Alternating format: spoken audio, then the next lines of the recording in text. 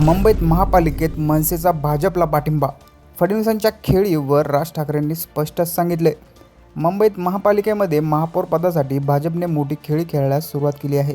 शिवसेना आणि राष्ट्रवादी काँग्रेसला सोबत घेतल्यानंतर महायुतीचे संख्याबळ 121 वर पोहोचली आहे.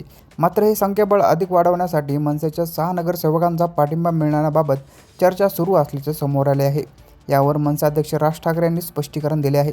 भाजपने नुकतीच गणेश कनक यांची गटनेतेपद नियुक्ती केली असून महापौर पदाचा उमेदवार निवडून आणण्यासाठी भाजपची ही खरी कसोटी असणार आहे.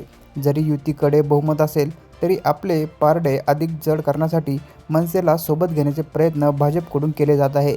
याआधी कल्याण डोंबिवली महानगरपालिकेत मनसेने एकनाथ शिंदे यांच्या शिवसेनेला पाठिंबा दिला होता. त्यामुळे आता मुंबईतही तशीच पुनरावृत्ती होऊन मनसे भाजपच्या उमेदवाराला पाठिंबा देणार का, अशी चर्चा सुरू होती. आज दिनांक 2 माध्यमांशी बोलताना मनसे अध्यक्ष राज ठाकरे यांनी मात्र भाजपला पाठिंबा देणार नसल्याचे स्पष्ट केले आहे. राज ठाकरे म्हणाले, भाजपला पाठिंबा देणार असं मी बोललोय का? असा कोणताही विषय झाला नाही. भारतीय जनता पक्षाबाबत जनसंदर्भात कुठल्याही पद्धतीची चर्चा झाली नाही, असं म्हणत भाजपला पाठिंबा देण्याचा मुद्दा राज ठाकरे यांनी खोडून काढला. मुंबई महानगरपालिकेमध्ये महाराष्ट्र नवनिर्माण सेनेचा गटनेता होणार असल्यामुळे महापालिकेच्या निर्णय प्रक्रियेमध्ये त्यांना आपला सहभाग नोंदवता येणार आहे.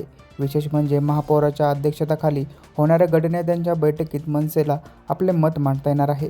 मुंबई महापालिकेच्या 217 मध्ये झालेल्या निवडणुकीत मनसेचे 7 नगरसेवक निवडून आले होते. परंतु मनसे नगरसेवकांचा गट स्थापन होण्याआधीच शिवसेना उद्धव बाळासाहेब ठाकरे पक्षाने त्यांचे 6 नगरसेवक पळवले. त्यामुळे मनसेला आपला स्वतंत्र गट स्थापन करता आला नाही. परिणामी महानगरपालिकेच्या निर्णय प्रक्रियेमध्ये सहभागी होता आले नाही. मात्र यावेळी शिवसेना उभाटा यांच्या पाठिंब्यामुळे मनसेचे 6 नगरसेवक निवडून आले आहेत. त्यामुळे मनसेचा गटनेता होणार आहे. यावरती तुमचे मत आम्हाला कमेंटमध्ये नक्की कळवा आणि अशाच नवीन बातम्या बघण्यासाठी चॅनलला नक्की सबस्क्राईब करा.